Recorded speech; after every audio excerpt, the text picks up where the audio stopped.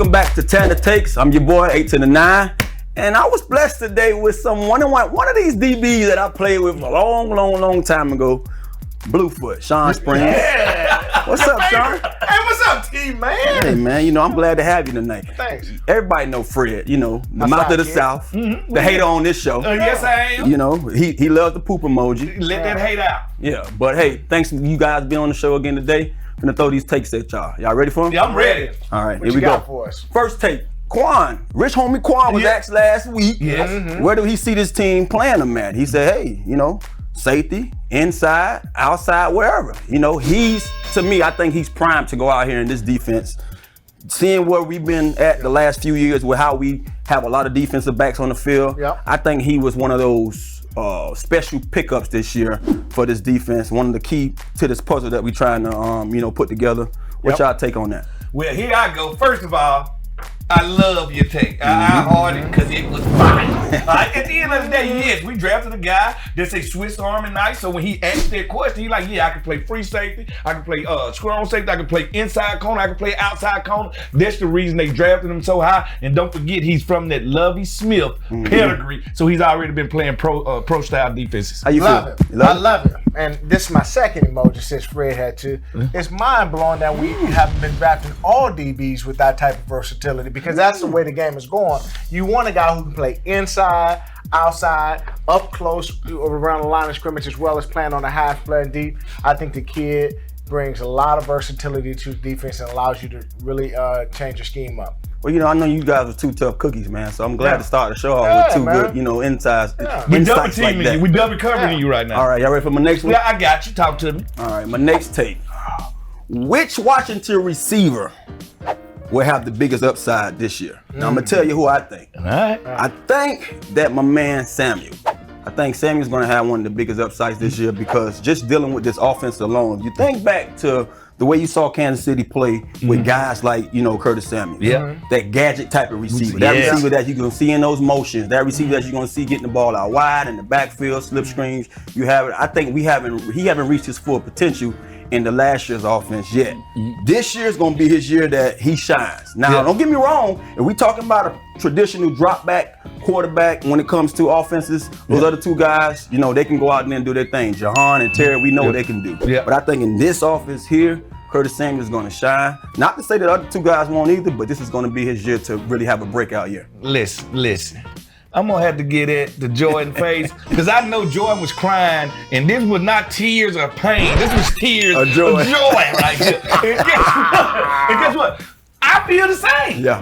Because he's the one that I think going to make the biggest jump yardage-wise and catch-wise. Plus, he's going to be actually how should I say, a glorified third down back also. So I think he's going to be the guy that takes the short passes to the long passes, makes something happen. I actually want to see him in the return game also. So I am with him on Curtis being the guy. Yeah. That sounds good.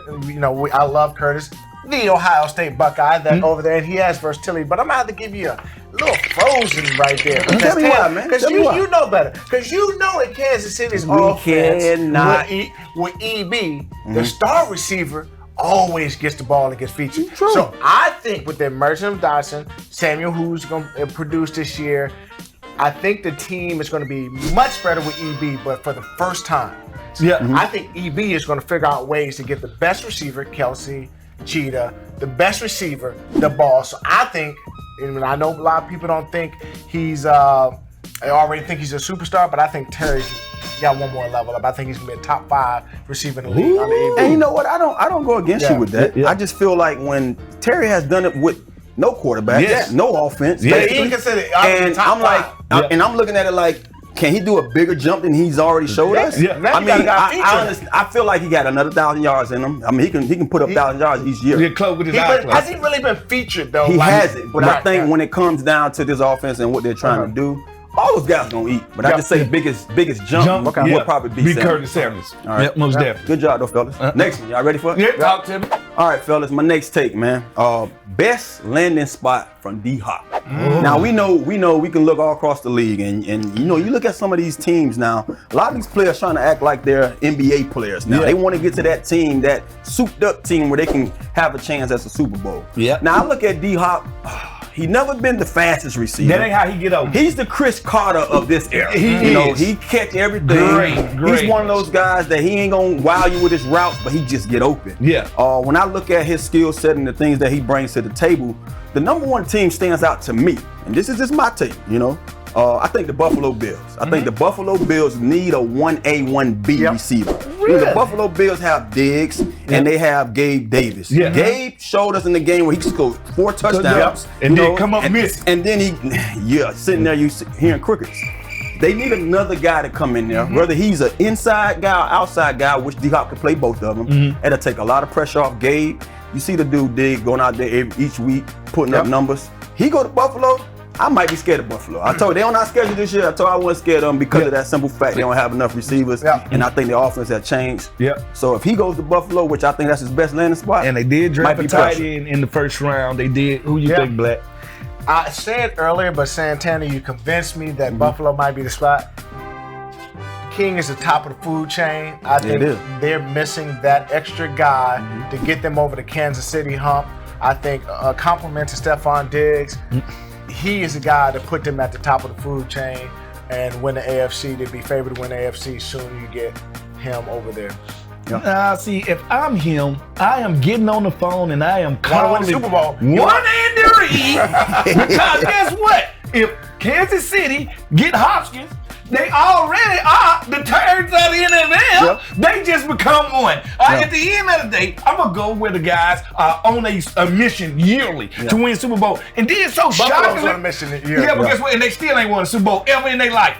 So at the end of the day, I'm going to the team that's been there and won that, and I'm also gonna come in and be the number one receiver. Kadarius Toney is the guy who stole the Super Bowl, but if he comes in there, he becomes the number one with the best quarterback in the league and the best head coach in the league. I'm sorry I'm doing it. No, I'm not sorry about that take, because I feel you the same. I was kind of juggling whether Kansas City or Buffalo. I just feel like Buffalo have more of a need. Kansas City has a bunch of young receivers that they can put kind of like, now they got Toney there, they got Stanley still there. They got another guy who was young last year, I forgot his name. There you go, Sky Moore. So they basically still have the same makeup. You don't have the same names. Buffalo needs him to be the top of the food chain. You know what I mean? So if I'm a guy, an older guy, going to year 11, trying to get a Super Bowl, don't get me wrong, Kansas City would be I would be first in line in Kansas City too. But how much can we weigh on Kansas City going there again? I mean, I understand they have some brewing here with the quarterback in the system. I just don't see them doing it again this year. Buffalo might be the team that's at the front door that everybody been waiting to knock through it. You know what I mean? So that's why I said, but that's a great one, though. All right, my next one. Last but not least, I got this opportunity. They want to ask me, what are some of our favorite off-season activities? So why not plug what I'm doing in the off-season? Now, when I was a young buck, we did whatever came to mind. Now these days, we got a little gray. Got a little gray in my beard, got a little gray at the top. And guess what I do? I partake in a little golfing. And my foundation, if you don't know, 89 Ways to Give, we have an annual golf tournament each and every summer. I think the pandemic was the only time we didn't have one. We'll be having one this year again, June 23rd. These guys, if they're available, they will be there. So that's what I do these days in the off season for some of my favorite activities. Fellas, I know Fred gonna have some off the wall. What y'all like to partake in off season, some of your favorite activities? Oh man, for me it's a family vacation. Taking the kids every year. Usually, as the kids, while I was playing, the kids were young. I would take them to Bahamas to go to the Atlantis, and we got family time because we worked so hard during the school year. I mean, during the football season, the kids in school and stuff like that. So I would always want to be with the family because I was like, man, I don't get to see them as much during the season because I'm focused. But that was my favorite thing. And as far as what you said on your take, I get out of fire, man. Yoga Flame. Number 89. 89 Ways has always been a great charity. He's been known in the community for you to continue to do what you're doing in the community in Northern Virginia, Washington, D.C. area, as well as you can't go nowhere in Miami and say, hey, Santana Moss? So what you've done down in Miami, shout out to, how you affected the communities that you grew up and you played in. So that's fire to me that you continue to give a shout out to 89 Ways. Hey, that's a great politician view you just gave. Here you go. Here we go.